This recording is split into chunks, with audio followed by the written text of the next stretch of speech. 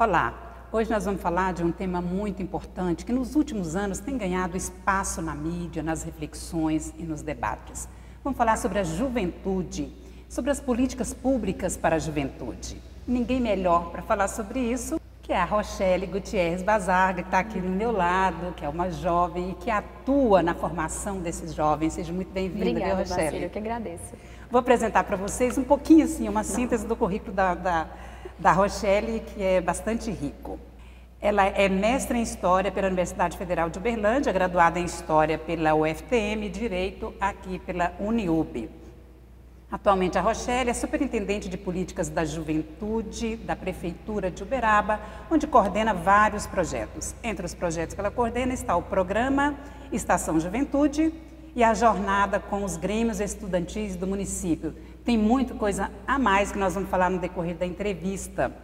E eu quero saber, inicialmente, Rochelle, como que está o discurso dos jovens em relação à política no Brasil e aqui na região Triângulo Mineiro Uberaba? Bacília, primeiro eu queria te agradecer pelo convite. É sempre bom ter espaço para poder falar sobre esse tema, né? A gente está vivendo um momento no Brasil em que os jovens são, de fato, uma grande parcela da sociedade, então eu queria te agradecer pelo convite. Bom, nesse momento eu acho que a gente está tendo um grande protagonismo da juventude, né?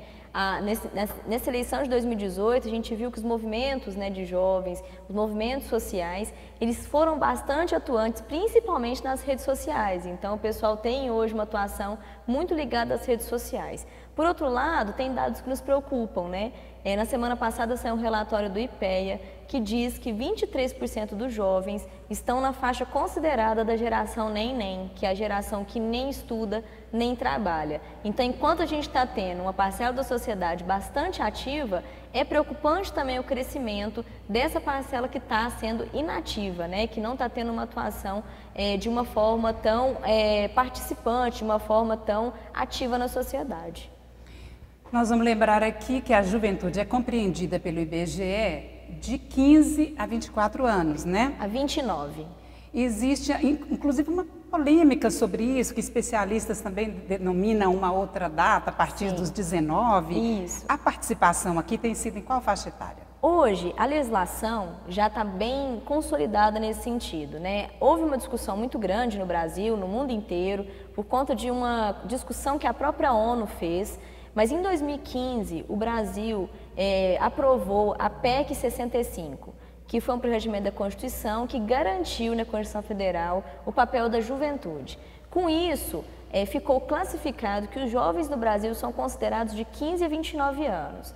Então, isso fez também com que o Estado brasileiro pudesse, de fato, colocar recursos públicos efetivos para essa faixa etária. E foi até isso que impulsionou várias prefeituras, vários estados, a terem órgãos de juventude, e a Prefeitura de Uberaba é uma delas. Então, nessa faixa de 15 a 29 anos, é uma faixa muito extensa, né, da vida. É uma faixa que os jovens não são todos iguais. Então, para essa classificação, a gente entende que de 15 a 18 anos, a gente considera como adolescente jovem, que é aquela faixa etária que você está ali saindo da escola, está indo para a universidade, ou indo para o mercado de trabalho, né? Que as necessidades são umas. Dos 18 aos 24 anos, a gente considera a faixa do jovem, que já é um jovem que ou está se formando, ou já está constituindo família, né? E depois dos 24 aos 29, a gente considera a faixa jovem adulto, que já é a faixa transitória, né, da vida de jovens para a vida adulta. Então, hoje no Brasil já está bem consolidado isso. Isso até ajuda a gente a poder fazer, né, legislações que podem garantir o que é principal para executar a política pública, que são recursos. Então, esse ano também o governo federal aprovou o Plano Nacional de Juventude, que é uma diretriz para a política de juventude no Brasil. E aí, com isso, os estados e municípios agora têm prazos para poder também aprovarem os seus planos estaduais de juventude e os seus planos municipais de juventude. Existe, inclusive, um dia que é comemorado, o Dia da Juventude, que é em agosto. Isso mesmo, dia 13 de agosto é comemorado. Essa data foi também apontada pela ONU, né? E o ano passado também a ONU elegeu como sendo o ano da juventude, então trouxe vários debates, várias temáticas sendo ligadas à juventude para ser discutidas. Fruto disso é que a Secretaria Nacional de Juventude entregou recentemente um relatório, um diagnóstico da juventude LGBT no Brasil, entregou recentemente um relatório, um diagnóstico da juventude rural no Brasil, e isso faz com que também a gente possa ter um diagnóstico melhor, né, para a gente poder pensar os jovens das nossas cidades. Rochelle, você está bastante dedicada, apaixonada nessa causa, desde antes do Parlamento Jovem até que a superintendência, né? Nessa evolução aí, o que é que você considera de benefícios? Então, eu falo que eu sou muito feliz em poder estar hoje onde eu estou, nesse lugar, porque faz todo sentido com todas as lutas que eu já fiz na minha vida, né? Eu comecei minha atuação aqui na Câmara, no projeto da vereadora Marilda, que era o vereador estudante, eu tinha 13 anos e sempre militei nessa causa. E eu falo que o mais interessante é poder ver que uma reivindicação que tanto defendi pôde virar realidade, porque a primeira vez que a gente pediu para a Prefeitura para ter a superintendência, um órgão de juventude, foi em 2005, numa conferência de juventude, e em 2015, quando eu fui convidada para ir para lá, foi muito, muito bacana, porque eu já tinha participado, né, de toda essa discussão, e para mim hoje, eu acho que a pauta de juventude ela é primordial. Por quê? Porque ela é transversal, né? A gente o poder público precisa cada vez mais entender que as pautas verticais hoje, elas não atingem a sociedade de uma forma completa. A sociedade hoje ela é complexa, ela tem várias demandas, e a juventude então, super conectada, uma juventude que hoje tem várias demandas, né? Eu costumo dizer até que são juventudes. Então, essa pauta da transversalidade, para mim, ela é primordial. Então, na Prefeitura, a gente tem tentado dialogar nesse sentido, de entender que as políticas têm que ser pensadas coletivamente, têm que ser pensadas pelos gestores olho no olho, têm que ser pensadas sentando e analisando juntos, né? Porque é essa transversalidade que garante uma riqueza da política pública de juventude, e é um grande desafio, né? Não é fácil, é um grande desafio. A gente está aí lutando com toda uma estrutura de anos do poder público, né? Acostumada com a política, de certa forma, um pouco vertical. Quando eu digo vertical é porque tem um problema específico para ser atingido, né? E quando você trabalha a política pública de juventude, você está trabalhando prevenção. A gente não quer que chegue no problema, né? Recentemente eu estive numa capacitação do governo federal que mostrou os dados da contaminação de HIV e AIDS no Brasil. E eu fiquei bastante chocada. Os dados mostraram que na faixa etária de 14 a 19 anos, os números triplicaram. E de 19 a 24, os números duplicaram. Então, o que explica, né? Por que a gente ainda está conseguindo atingir esse jovem? Se ele está conectado, se ele tem informação, por que a gente não faz com que ele se previna, né? E aí que vem a transversalidade, né? É preciso que a gente pense, então, como que a gente pode, a partir da saúde, da educação, da cultura, fazer com que ele possa, né, querer se proteger, que ele não seja contaminado com o vírus da HIV e AIDS. Então, são problemas assim que a gente tem que pensar transversal para ter um resultado efetivo. O que vocês trazem nessas rodas de conversas são temas muito mais abrangentes do que a política em si, a política de mandatos políticos. E o que eles perguntam mais? Qual é a maior ansiedade dos jovens nessas questões? Essa jornada que a gente fez esse ano com os grêmios do município, nós fizemos uma jornada em que todas as escolas que têm grêmio do município foram visitadas com uma palestra sobre protagonismo juvenil e participação na política, né? E aí a gente percebe que hoje, inclusive, a gente está percebendo um movimento também dos mandatos, né, com isso, que os mandatos ou a política que não consegue dialogar de uma forma efetiva com a sociedade, ela não está servindo mais, né? Porque as pessoas estão se interessando por política, as pessoas estão se interessando cada vez mais por saber onde que estão os recursos públicos, elas estão interessadas em acompanhar. Tá aí a TV Câmara, né? A gente mesmo recebe notícia. Ó, eu escutei na TV Câmara, tal. Então, as pessoas acompanham. Até participei de uma atividade em São Paulo esse final de semana, em que uma das pessoas que tem um trabalho com podcasts na internet, e ela falou, as pessoas dizem que as pessoas não se interessam por política. Isso não é verdade, porque eu tenho um canal na internet e eu tenho 25 mil pessoas que acompanham toda semana o meu trabalho. Então, as pessoas têm tempo. O que precisa acontecer é que a política precisa cada vez mais se aproximar da sociedade. E os jovens, de uma forma diferenciada, né? Não dá mais para a gente achar que a política tradicional, a política que não dialoga, ela vai servir para essa sociedade, para esses jovens que estão vindo aí. Você é embaixadora também representando esse lado da política simplificada. Isso, da Politize. A Politize, ela apareceu assim para mim porque eu participo de uma rede de política e sustentabilidade, que é a RAPES. que é formada por várias pessoas do Brasil inteiro, várias lideranças que pensam a política que possa ser feita de forma diferente. E conheci a Politize lá, me candidatei esse ano para ser embaixadora da Politize, que é, né, uma organização sem fins lucrativos que trabalha por educação política. Então a gente só consegue fazer com que as pessoas sejam conscientes quando elas conseguem ser empoderadas, quando elas conseguem ter conhecimento. Então a gente vai em qualquer lugar mesmo. Recentemente eu fiz uma atividade no Laboratório 96, que é um bar, e recentemente eu fiz no CZU, né, que é um lugar socioeducativo, né, de jovens, enfim, levando os princípios básicos mesmo, levando como que se elege alguém, como que é o sistema proporcional, o sistema majoritário, o que são os 3 poderes, que são coisas que a gente às vezes acha que sabe e por senso comum às vezes a gente não sabe. A própria diferença de voto nulo e branco, como que é feita, né, a contagem dos votos, enfim. Processo legislativo. O processo legislativo, como que se faz uma lei, como que se veta uma lei. E são coisas básicas que deveriam ser ensinadas até nas escolas, né? Então a Politize tem essa missão e hoje, esse ano, eles conseguiram já, a gente trabalha com impacto de pessoas, né? Conseguiu impactar já mais de 20 mil pessoas no Brasil inteiro com os embaixadores e é uma satisfação enorme por poder fazer esse trabalho de forma voluntária, mas que é um trabalho que tem efetivamente um resultado para a sociedade, né? Porque a pessoa que vai lá e ela fica sabendo como que se faz uma lei, ela vai acompanhar aqui de outra forma, ela vai saber a quem cobrar, né? E é isso que a gente precisa, né? Que as pessoas saibam como que funcionam e não fiquem simplesmente achando que é isso, que é aquilo e de fato não conhecendo. Rochelle, acontece do jovem, das pessoas de modo geral, ter receio, um certo medo até de chegar nos nossos parlamentares, sim, enquanto eles são os nossos representantes, né, de voz e de voto. Os jovens manifestam isso também? Acham uma coisa inacessível? Às vezes sim, mas eu acho que os próprios parlamentares estão percebendo isso, né? Hoje em dia, com as ferramentas das redes sociais, é muito fácil você conseguir dialogar, né? A gente viu aí em 2018 um movimento até de WhatsApp, de outras ferramentas, e tem muita coisa bacana no Brasil. Tem um parlamentar que ele fez um aplicativo em que as pessoas conseguem fazer tudo o que ela precisa no gabinete dele pelo aplicativo. Chama Nosso Mandato. Ele, inclusive, está disponibilizando para outros parlamentares que queiram, né, fazer isso.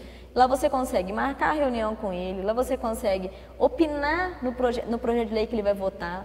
Inclusive, ele já mudou posicionamento 5 vezes por conta da opinião das pessoas, dos eleitores. Lá você consegue mandar para ele quais são as necessidades do seu bairro. Lá você consegue opinar sobre o que está acontecendo na cidade, tudo por um aplicativo. Então, isso faz com que a política chegue de uma forma mais perceptível, né? E quando a gente fala de juventude, isso é primordial, né? Isso dialoga com o que essa moçada aí que está conectada está fazendo o tempo todo.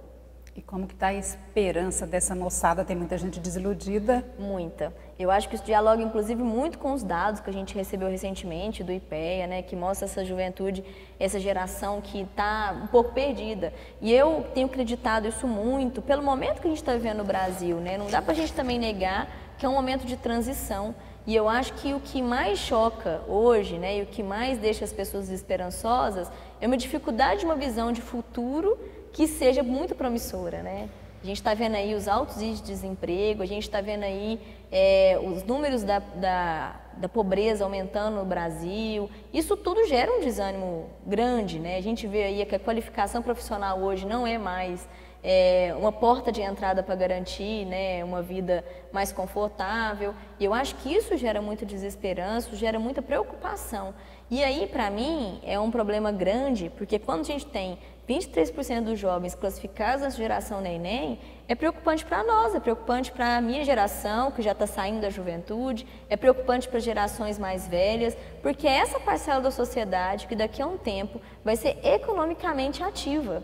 Então é preciso com que o poder público, com que o Estado tenha um olhar diferenciado e propicie políticas que façam com que essa população, essa parcela da população estejam de volta economicamente ativa, porque eu sempre gosto de dizer que quando a gente mexe na economia, a gente mexe com todo mundo. Então a gente precisa fazer com que eles tenham, né, que acreditem nesse futuro, né? Porque na verdade não tem jeito, é a juventude que daqui a pouco vai estar aí movendo o país. Como que é a participação dos pais nessa formação, nessa mobilização, nesse apoio para que eles façam essas reflexões? Vacília, eu tenho uma experiência bacana, que é o Estação Juventude. O Estação Juventude ele é um programa do governo federal. Uberaba foi uma das 2 cidades mineiras contempladas com esse recurso. Nós recebemos aí 280 mil para realizar esse projeto. E no Estação Juventude eu consigo ter muito contato com os pais, que é algo que às vezes eu não tenho tanto, né? E quando a gente tem um contato com os pais, a gente vê o tanto que os pais se preocupam com essa formação, né? O tanto que os pais se preocupam com que o jovem esteja fora de casa ocupando, aprendendo, né, se informando. Então, eu já tive relatos de várias mães que nos procuram, fica no SEMEA Abadia, né, que agora vai se tornar a Fundação de Esporte e Lazer, lá no Orlando Rodrigues da Cunha, o projeto. E os pais nos procuram dizendo, olha, foi importantíssimo para o meu filho a oportunidade de vir aqui, de conhecer, de fazer um curso profissionalizante. Isso ajudou meu filho a sair das drogas, ajudou ele a melhorar a nota na escola, isso ajudou ele a se formar um cidadão, que eu acho que esse é o propósito, inclusive, do Estação Juventude, né, no Brasil inteiro. Esse projeto foi levado para vários cantos do Brasil, mas o propósito dele é justamente isso. É dar protagonismo, é dar empoderamento para a juventude, é fazer com que ela seja mais crítica, mais participativa e que os cursos que são oferecidos lá sejam, de fato, uma porta de entrada para uma reflexão ainda maior. E vocês acompanham quanto tempo que ela fica no projeto e quanto tempo também que o projeto está aqui, Rochelle? O Estação Juventude, ele já foi executado aqui em Uberaba nos anos de 2015 e 2016. Em 2017 a gente teve uma lacuna. Quando foi em 2017, conseguimos de novo o recurso. Esse ano a gente inaugurou ele agora em novembro e ele vai acontecer até ano que vem, no final do ano, até dezembro de 2019. Ele tem 25 oficinas, então oficinas de educação, de cultura, de cidadania, profissionalizantes, de arte, que vão oficinas desde a máquina digital, a inglesa, a hip hop, a dança, enfim, é uma gama bastante ampla. E essas oficinas são todas feitas hoje em parceria com o SESI.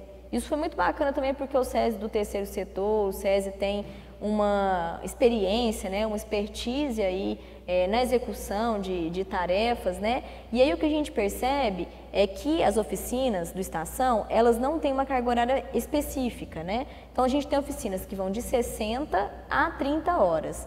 Essas oficinas, elas encaixam, né, conforme a realidade de cada jovem e elas fazem com que eles também se sintam parte, né, que podem fazer várias oficinas, podem atuar em várias frentes lá no Estação Juventude. E a superintendência, Rochelle, tem o acolhimento, tem o apoio e tem projetos práticos em desenvolvimento? Sim. A superintendência, Vacira, como eu disse, ela é bem transversal, né? Então a gente, assim, acaba que a gente faz muitas atividades em parceria com outros órgãos da prefeitura. O próprio Estação Juventude, ele faz um trabalho também de assistência, né? A gente tem lá uma assistente social, a gente tem uma pedagoga que faz o atendimento, direcionamento para as políticas públicas já existentes no município, mas ao mesmo tempo a gente trabalha muito com parcerias. Então esse ano a gente realizou um trabalho em parceria com o CRIA, que foi algo inédito assim, para a gente, que é um trabalho muito específico, né? Com jovens ali que têm algum transtorno mental, né? Que tem jovens que têm esquizofrenia, jovens que têm depressão. A gente fez um trabalho com arte com eles, que teve um resultado maravilhoso. A gente teve esse ano um trabalho bem ligado à educação, então a gente teve esse trabalho com os grêmios, a gente teve um trabalho com os líderes, a gente teve um trabalho com os SEMEAs, né, o SEMEA Boa Vista, com o SEMEA Abadia, e a gente trabalha muito, então, assim, de forma com as demandas que aparecem, porque, infelizmente, a superintendência não tem um recurso específico, né, não tem recurso próprio, então a parceria possibilita que a gente consiga dialogar. Além do trabalho também que a gente faz por via dos conselhos, né, na atuação em conselhos, que também é muito importante, né, porque dialoga diretamente com a sociedade civil. Agora, por que a juventude tem ganhado tanto espaço, merecidamente, mas o que não acontecia anteriormente, tanto na mídia, quanto nas políticas públicas, quanto no meio político em si e no aspecto também da cidadania? Sim, eu acho que a gente está vivendo um momento de um pouco de transição, né? Então não dá para a gente também achar que essas coisas são por acaso, né? A gente está tendo uma juventude que cada vez participa antes das coisas, né? Que é uma forma até um pouco precoce, que começa a ter uma vida ativa cada vez mais cedo. E isso faz com que a gente ganhe mais espaço, porque isso gera demanda, isso gera reivindicação, isso gera organização. Gera fato. Gera fato, né? E isso faz com que se ganhe mais espaço. Isso faz com que a gente também tenha uma percepção cada vez mais ligada, né, à atuação tanto solidária, na política, na sociedade. Então, eu acho que é muito nesse sentido, assim, por conta desse contexto todo, tem ganhado mais visibilidade, né, tanto para o bem quanto para o mal, né. Então, assim, acho que a própria também atuação na rede social leva a isso, né? É uma juventude que 100% conectada, é uma juventude que está mostrando o que está fazendo, é uma juventude que está se expondo, né? E isso faz com que a gente tenha essa percepção de que a gente está cada vez ocupando mais espaços, né? A juventude está imediatista? Muito, muito, muito. Tem uma ansiedade aí, conseguir um resultado rápido? Muito. Eu acho que isso nem é só a juventude, a gente está vivendo uma sociedade muito assim, né? Uma sociedade muito imediatista, uma sociedade que não tem tempo, ou não quer ter tempo, e uma sociedade que quer respostas rápidas, que não tem muita paciência, né? Eu estava lendo esses dias um dado que diz que, por exemplo, um vídeo na internet, as pessoas assistem geralmente os 15 primeiros segundos. Então, assim, que sociedade é essa que a gente está formando, né? Que não tem mais uma sequência, né? Não tem mais de aprofundamento. E aí acaba que a gente fica, às vezes, muito no raso, né? A gente acaba, às vezes, ficando muito no superficial. Isso é preocupante, né? Me preocupa quando eu vejo livrarias fechando, me preocupa quando eu vejo os dados que mostram quantos livros brasileiros leem por ano, né? Isso tudo me preocupa, porque por mais que a gente está vivendo uma sociedade da informação, uma sociedade que a gente fala aí high-tech, né? Uma sociedade toda interligada, a gente vive também um contraponto em que essa sociedade tem uma informação, às vezes, muito rasa. E aí, Vacília, às vezes, para mim, fica muito claro quando eu vejo por que a gente está tendo tantos jovens contaminados com HIV e AIDS. A gente acha que eles estão informados. A gente acha que está todo mundo ligado numa rede social e isso traz informação. Isso é preocupante, né? E aí, só para linkar num outro tema que eu acho muito importante também, que são as fake news, né? 2018 foi o ano das fake news e a gente percebe que isso gera um impacto muito grande na vida deles, né? Porque se eles se informam pelas redes sociais e se eles se informam através de informações sem poder verificar se essas informações são corretas, as fake news são um grande prato para a gente poder achar que eles estão tendo informação correta e às vezes não estão tendo. Porque hoje em dia é produzido fake news de todos os assuntos, né? Isso está nas nossas redes sociais, nos nossos contatos, nas mensagens que a gente troca no dia a dia e para mim é algo muito preocupante. Então, sempre onde eu vou também eu falo que a gente tem que sempre atuar contra esse boom das fake news, sempre analisando, sempre com um olhar crítico através da informação, né? Porque hoje a informação ela mudou muito, né? A forma que a gente se informa. Antes a gente se informava pelas mídias tradicionais, né? Pelos jornais, pela televisão. E hoje cada vez menos a gente está se informando dessa forma. A gente usa as redes para isso. Então eu sempre digo, a gente sempre pode driblar e usar para o bem. Então assim, você segue páginas que são críticas, você segue páginas que trazem informação com certa credibilidade, que isso é importante para a gente poder ter aí, né, uma juventude e uma sociedade que seja mais segura no que está lendo. Quando você fala da falta de informação, vamos parar nessa observação sua, em relação à contaminação do vírus HIV.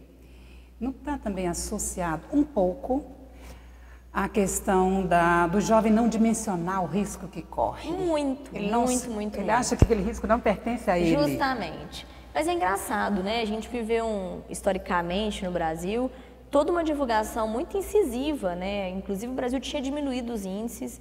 E eu não sei se foi por isso que, às vezes, a gente diminuiu um pouco a publicidade em torno desses temas, né? Porque essa coisa da juventude não assumir os riscos, ou às vezes achar que não vai acontecer com ela, sempre existiu, né? Sempre existiu. E aí, eu vejo que isso é, de fato, uma coisa que acontece. Quando você pergunta para os jovens, quando você vai falar sobre isso, por que vocês não se previnem? É justamente isso.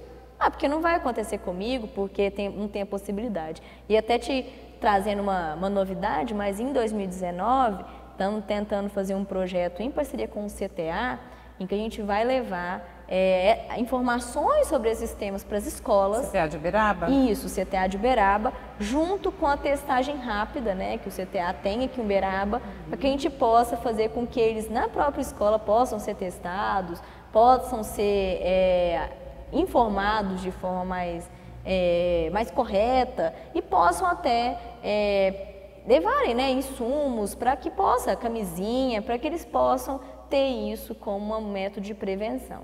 Eu acho que quando a gente fala em governo, Estado, a gente sempre tem que trabalhar com a prevenção. É muito melhor você prevenir, o custo é muito melhor da prevenção do que quando você vai ter que atacar algo que já aconteceu. Então, mas com certeza essa questão do risco é um fato, né? Ainda mais essa sociedade que tem uma dificuldade numa visão de futuro, é muito isso, né? Isso não vai acontecer comigo e acaba acontecendo. Eu tenho um dado também, Rochelle, daqui de Uberaba, Sim. que os jovens estão muito adoecidos emocionalmente. Você Muito. vê isso nos grupos, Arthur? Olha, Vacília, muito. Como eu te falei que a gente está com essa parceria com o CRIA, né? A gente tem percebido muito isso, mas eu recentemente tive também com o CVV, que nos procurou para dizer que está muito assustado com os números, né, de jovens que os procuram, os números de jovens que estão se automutilando, né, os números de jovens que estão com depressão, que estão com ansiedade, com hiperatividade, né? E isso para mim também é um reflexo da sociedade, né? Um reflexo da forma que a gente está criando essa moçada hoje, é um reflexo também da forma que a gente está lidando às vezes com o contato físico. Eu tenho 30 anos e eu olho às vezes essa moçada mais jovem e eu me vejo uma diferença muito grande deles, né? É uma dificuldade de ter um contato físico. Quando eu digo contato físico é de ter diálogo, conversa, é de não estar ali sempre ligado no telefone, é de conseguir focar em uma coisa específica, de olhar, né? pra pessoa. De olhar no olho, de não estar sempre ali com outra coisa, outro estímulo. Então, isso está contribuindo muito. E Uberaba é preocupante também, inclusive até os números de suicídio, né? Os números que a gente está tendo aí de saúde pública mesmo, né? E eu acho que isso vai ser algo que vai ter que ser enfrentado. A gente vai precisar conversar mais sobre isso. A gente vai precisar dialogar mais sobre isso, a gente vai precisar informar mais sobre isso, né? E informar não só os jovens, mas também a família, né? Porque às vezes ele está ali, mas a família às vezes não percebe um grito, né? Que está sendo colocado ali na frente dos olhos, assim. Rochelle, todo esse seu encantamento pela juventude, qual que é a raiz? Eu acho, Vacília, que esse encantamento pela juventude sempre foi, para mim, um reconhecimento de achar que o coletivo ele é melhor que o individual. Então, assim, isso sempre me inspirou. Eu sempre gostei do coletivo, eu sempre gostei de fazer coisas que atingem mais gente, que atingem o coletivo. E eu acho que isso é algo que me move, assim. Então, eu sempre tento passar isso para as pessoas porque eu acho que isso tem que mover mais gente. Eu acho que quando a gente tem pessoas que pensam mais no coletivo, pessoas que pensam que é possível juntos fazer coisas maiores, eu acho que isso move, né? Com o Parlamento Jovem aqui, eu sempre tento passar isso para os meninos, né? A gente junto, a gente tem mais força, então a gente sempre tem que fazer as coisas mais movidas pelo coletivo. Então eu acho que isso é uma coisa que me move, sempre me moveu e tomara que continue me movendo por muito tempo ainda. Quando tem esse papo, essa conversa do coletivo, algumas pessoas pensam assim, mas isso só vai ficar nessa conversa aqui, né? Isso não vai sair daqui, o que vai efetivar? Mas a conversa já está efetivando? Com certeza. Eu sempre gosto de mostrar o exemplo do Parlamento Jovem, né? O Parlamento Jovem acontece aqui na Câmara, um projeto voltado para jovens do ensino médio, em que a gente trabalha com eles as noções do legislativo a partir de um tema. E o Parlamento Jovem, para mim, o que é fantástico é que as propostas que surgem aqui na Câmara, elas são levadas para a Assembleia de Minas, para a Comissão de Participação Popular. E as propostas viram projeto de lei. Então, como que a gente, quando faz algo no coletivo, não tem uma efetiva mudança? Tem uma efetiva mudança prática, né, que está lá na Comissão de Participação Popular, está lá no projeto de lei, mas tem a mudança cotidiana na vida daqueles jovens ali. Eles nunca mais vão olhar algo da mesma forma, né? Então eu acredito que isso é algo assim que tem uma transformação em cadeia, né? Que é um movimento de formiga. Então a gente vai um a um levando, isso vai gerando uma transformação que acaba sendo mais, que tem uma amplitude maior. Você atua com o vereador Franco Cartafina, eleito deputado federal, para tomar posse já agora no início de 2019. Sim. Nessa questão do jovem, do parlamento jovem, da juventude, dá para você adiantar um pouquinho o que já tem aí em termos de trabalho dele, de vocês e do gabinete? Sim. Para a juventude? 2019 eu acho que minha história com o Franco, né, vem da universidade. A gente estudou junto na universidade, fomos no movimento estudantil juntos e depois tive prazer de trabalhar com ele aqui na Câmara, depois fui para a Prefeitura e é um parceiro, né, um amigo, um companheiro, e eu acho que ele vai ter um grande desafio que é dialogar com as grandes pautas, né, Vacílio? E todas essas grandes pautas vão influenciar os jovens de uma forma muito importante. Então, a própria Escola Sem Partido, que foi arquivada agora, vai voltar à pauta, né? A questão do desarmamento, a questão da previdência, né? Todas são pautas que indiretamente vão ser impactadas aos jovens, né?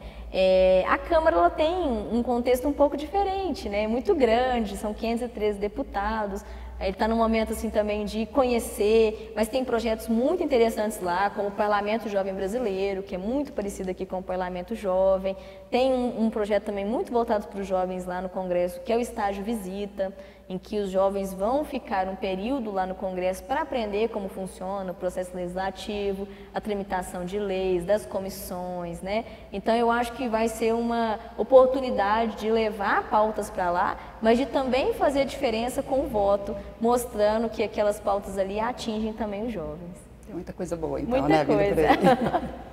Bom, estamos terminando. Muito obrigada, Oi, Vacílio, eu que Rochelle. agradeço pelo espaço, a oportunidade, pela pauta e por considerar que esse é um assunto pertinente aqui para todo mundo. Seja bem-vinda. Obrigada. Eu entrevistei a Rochelle Gutierrez Bazaga, da Superintendência de Políticas Públicas para a Juventude da Prefeitura Municipal e todas essas outras atividades que ela tem, que nós falamos no decorrer do programa. Muito obrigada por sua companhia e até breve.